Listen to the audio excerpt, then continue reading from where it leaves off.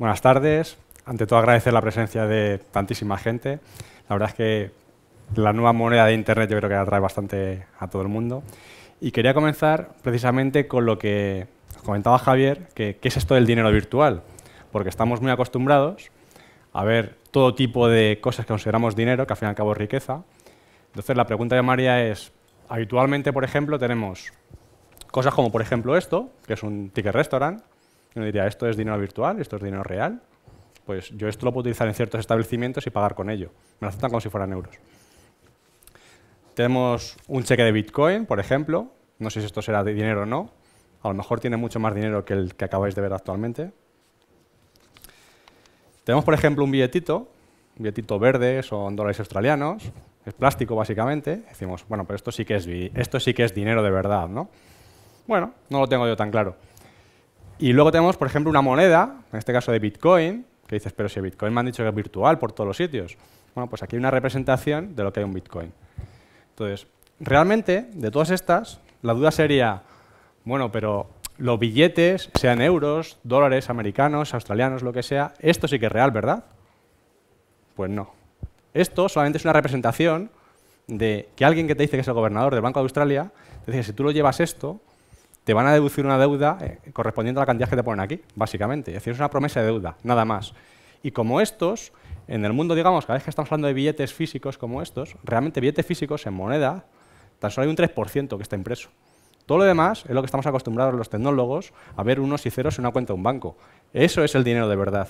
Entonces, a ti te dicen que tu dinero realmente no lo estás viendo y que todo el dinero que existe en el mundo, tan solo un 3% es de verdad, seguro que ahora empezáis a considerar esto tan virtual como el Bitcoin. De hecho, de las propiedades que se esperan que tenga el dinero, he puesto ahí las tres principales, como medio de intercambio, unidad contable, y sobre todo una que es muy importante, que es la parte de conservación de valor. Esta es la que solemos perder habitualmente de vista, porque damos por hecho que constantemente tú estás manejando euros y esto, por supuesto, a lo largo del tiempo tiene un valor que no lo vas a perder. Pero es falso. El problema que tenemos es que hay una inflación que está detrás que está haciendo que cuando tú almacenes, por ejemplo, euros y los metes en un baúl o los metes directamente debajo del colchón, estás perdiendo dinero a lo largo del tiempo. Tu poder adquisitivo se está reduciendo. Si, por ejemplo, vemos esta parte de aquí, lo que te viene a decir es, en el 1900, en el siglo pasado, a principios del siglo, un ciudadano norteamericano que tuviera, por ejemplo, 25 dólares, un poquito más de 25 dólares en el bolsillo, resulta que si hubiera aguantado todo el siglo completo hasta llegar al año 2000, su poder adquisitivo se hubiera reducido de 25 dólares al equivalente como si tuviera menos de 2,5. Es decir, ha perdido más de 10 veces su valor. La pregunta que yo me haría es, ¿y si esa persona lo hubiera tenido en un lingote de oro, en una pepita o en este otro tipo de metales preciosos? ¿Hubiera pasado igual? Porque posiblemente, si esa persona se pudiera haber comprado con un lingote, se pudiera haber comprado, por ejemplo, un yate, el mejor que hubiera en aquel momento, o un tren, o el artículo correspondiente, seguramente un siglo después podría hacerlo. Ese gráfico solamente te muestra un siglo. Podemos decir que el 2013, esos 2,5 dólares de poder adquisitivo que tenía esa persona están por debajo de 2 centavos y poco de dólar. Es decir, se han reducido en los últimos 13 años otro 10% adicional de lo que ya tenían. Ese es el ritmo. Esto que nos están diciendo es, automáticamente con este dinero estás perdiendo poder. Se está devaluando. Porque dentro de todas las posibilidades que tenemos con el dinero, se espera que el buen dinero tenga estas posibilidades que vemos aquí. Que sea divisible, ¿vale? Todas estas monedas que estamos viendo aquí, billetes, es fácilmente divisible. Con el oro es más difícil de poder limarlo gramos, sacarlo en miligramos, etc. Tiene que ser durable. El oro y otros muchos metales preciosos lo son. En el caso, por ejemplo, del oro no se oxida, aguanta el paso del tiempo y, sobre todo, durable en otro sentido. Y es que ha demostrado en los últimos 5.000 años que es una fuente en la cual puedes confiar, pues es un activo que se sigue revalorizando y se sigue utilizando. Es fungible. Esto es una palabra un poco extraña, pero viene a decir que básicamente un gramo de oro sacado de unas minas en Perú es exactamente igual, con la misma pureza obviamente, vale exactamente lo mismo que ese mismo gramo de oro de unas minas en Francia. Son idénticos. En nuestros bitcoins nos pasa esto todos los días. Un bitcoin de Félix es igual que un bitcoin de Alex o igual que un bitcoin mío. Son indistinguibles en ese sentido.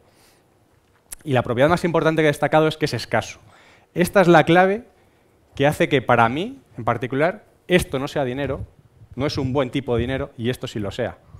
Y lo mismo que ocurre aquí con el oro lo tenemos con Bitcoin. Lo importante del oro ya no solamente es que brille, etcétera, etcétera, y podemos decir oro, plata, palladium, cualquier tipo de metal precioso, o otros muchos activos incluso. Lo importante realmente de aquí es que tienes una cantidad finita. Es un elemento químico puro y que hasta ahora no hemos sido capaces de sintetizar. Y eso te garantiza que no te va a pasar que pasado mañana se encuentre prácticamente el doble de oro de lo que hay actualmente en el mundo y por lo tanto su cotización se reduzca a la mitad. Esa es la cierta garantía que te da. Con Bitcoin esto lo tenemos de serie. Porque para eso se ha creado, para que automáticamente haya una cantidad finita, limitada, y no pueda haber nunca más monedas que esas que hemos determinado todos que va a haber. Por lo tanto, estamos en un modelo que además no está sujeto a inflación. Ya no vamos a entrar al detalle de si es modelo inflacionario, si tiene ventajas o tiene desventajas, etcétera. Ya no es tan importante eso como decir, es importante saber que una cantidad finita de dinero, en este caso de bitcoins, además las reglas del juego de cómo se acuña la moneda son conocidas por todos y no hay nadie detrás que una palanquita que decide en un momento dado si va a imprimir más dinero o menos. Eso es lo que aquí justamente no tenemos. Entonces es un sistema conocido y no está controlado por un tercero. Tenemos un nivel de privacidad ajustable. Esto lo vamos a llamar muchas veces el pseudoanonimato. Es decir, puede ser tan anónimo como tú quieras con Bitcoin, desde ser totalmente anónimo a, puede ser, por ejemplo, una ONG y quieres declarar todos los ingresos que tú tienes y automáticamente publicar tu dirección y ahí se va a ver cuánta cantidad recibes, en qué momento, la fecha, absolutamente todo. Y si quieres hacer pagos desde ahí para hacer pagos de productos, por ejemplo, o compras o lo que sea, se va a ver también esa cantidad que está saliendo de esa dirección. Tú puedes ser todo transparente que quieras. Pero por contra, lo que te devuelve es una propiedad que perdimos cuando pasamos del dinero que era cash, el dinero metálico, cuando pasamos al dinero que es electrónico. Perdimos la parte de anonimato. Automáticamente, cada vez que pagamos nosotros en una gasolinera, saben cuánto estamos gastando, lo sabe Visa, lo sabe Mastercard, lo sabe tu banco, lo saben en la NSA en Estados Unidos. Tenemos de serie también otra serie de propiedades como que decimos, es rápido y eficiente en costes. No quiere decir sin comisiones, porque esto no es una propiedad inherente a Bitcoin. Lo que te garantiza es una eficiencia en costes que te asegura que tienes unas tasas de transferencia mínimas, que estamos hablando por debajo, por ejemplo, de un céntimo para enviar 1 millón de euros a otro lado del mundo, desde un extremo hasta el otro, o, por ejemplo, bastante por debajo de un céntimo para un micropago de comprarte un llaverito al otro lado de eBay, por ejemplo. Es decir, y además decimos es rápido. Bueno, con Western Union, tú si quieres puedes hacer un pago y si encima pagas una tarifa express, te llega el mismo día. Si no, perfecto, te llegan al día siguiente. Bueno, pues aquí cuando hablamos de rápido estamos hablando de te puede tardar 10 minutos, te puede tardar 20, en el peor de los casos en 1 hora lo tienes. Eso es la rapidez. No es instantáneo, salvo que estés obligado a confiar en un tercero. Si confías en un tercero, puedes obtener precisamente la parte de instantaneidad. Te viene de serie con una serie de propiedades que ni el oro, ni el resto de monedas que estamos acostumbrados, ni los billetes te da una cierta protección antifraude. ¿Qué quiere decir? Con el oro, tú estás obligado a, de alguna forma, tienes que gestionarlo, tienes que transportarlo, y toda esa parte que tienes que gestionar va al margen de la propia moneda, o en este caso del oro. Aquí automáticamente tenemos una ventaja, y es irreversible. Cuando tú has recibido un pago con Bitcoin, ese pago no te lo va a quitar nadie. Es como si te hubieran dado directamente un billete en tu mano, tú sales andando y te vas con ese billete. Si tú eres un comercio y resulta que estás aceptando tarjetas de crédito, estás vendiendo productos, estás aceptando tarjetas de crédito, cheques, pagarés al portador, todo tipo de opciones, rápidamente te vas a encontrar con un porcentaje de fraude bastante alto y para evitarlo, al fin y al cabo, tienes que pagar ciertas tasas. Tienes que pagar a Visa, Mastercard, un 2 o un 3% de todo lo que tú estás ganando con esas tarjetas, solamente para evitar la posibilidad de que te puedan hacer un chargeback, una retrocesión del cargo. Con transferencias internacionales te pasa bastante igual. Te pueden directamente decirle a otra persona que no está de acuerdo con la transferencia que te hizo, tú enviaste los bitcoins, por ejemplo, y ellos te enviaron el dinero y automáticamente te desapareció el dinero.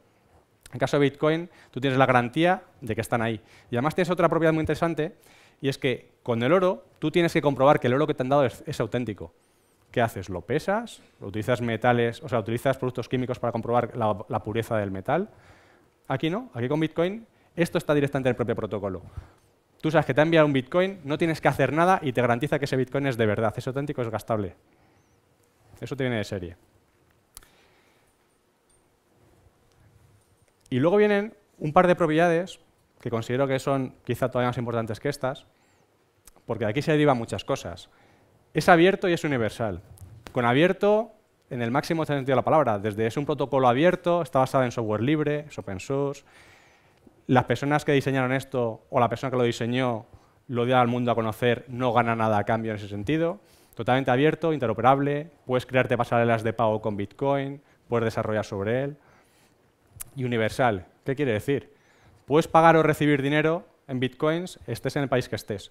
Da igual si esto es Argentina, hay corralito, estamos en España o te pasa en Chipre. Y en un momento dado deciden que el 10% de tu dinero te lo van a requisar. Con Bitcoins puedes recibirlo y encima tienes la siguiente propiedad. Y es que es descentralizado. De esto de descentralizado es donde se deriva la inmensa mayoría de las propiedades positivas que tiene Bitcoin. Quiere decir que por primera vez tú eres el dueño de tu dinero, tú decides en dónde pones tu confianza, tú decides gastarlo. Al fin y al cabo, en palabras de Mark Feber, es ser tu propio banco central. En este caso te da la propiedad de poderlo hacer. No puede ser intervenido por los gobiernos, no puede ser requisado, tiene la parte de anonimato si tú quieres, tienes todas las posibilidades. Lo que te están diciendo es, esta es una herramienta muy potente, como todas las herramientas potentes se utilizan con sabiduría. ¿De acuerdo? Pues muchísimas gracias por vuestro tiempo. Como veis es una charla bastante breve. Solamente daros mis datos de contacto y a continuación lo que haremos pues, es una especie de tertulia debate con los temas que a vosotros también os puedan interesar. ¿De acuerdo? Gracias.